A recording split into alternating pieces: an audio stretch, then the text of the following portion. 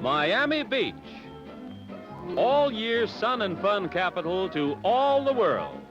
Miami Beach, oh my God. Growing up, Enid Pinckney hardly ever went. You just couldn't go. In the 30s and 40s, South Florida was segregated like much of the South. A database at Tougaloo College lists Miami Beach and Coral Gables as potential sundown towns, where black people, and at times Jewish people, could maybe work, but could not live. When the sun went down, they had to be out.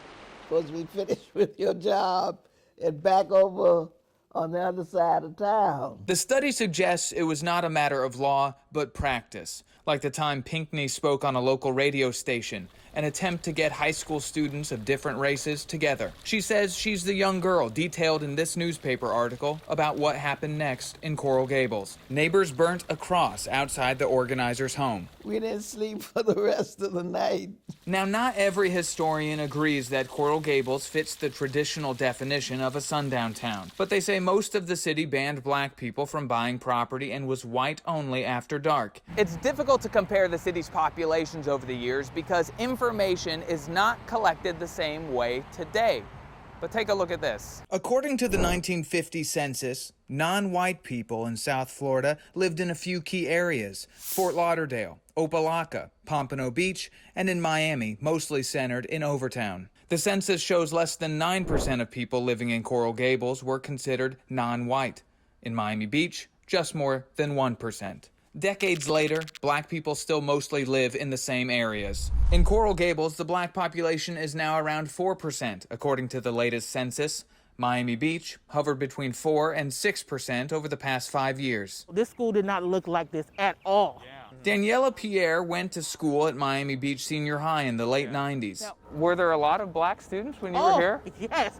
Pierre says the school district bussed her in from Opa-locka after courts dismantled many laws keeping black and white students separate. Now, as the president of the Miami-Dade NAACP, she believes a driving factor of segregation today is the lack of affordable housing. Black people are on Miami Beach, but we're working in the hotels. We come and work in the kitchens.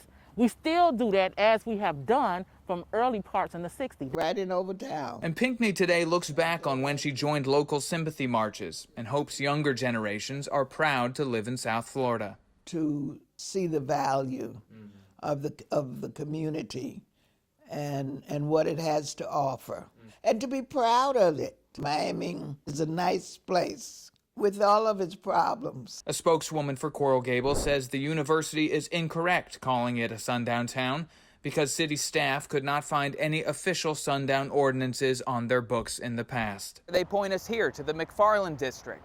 They say the city's founders designed this area for black residents, and it's now a historic area.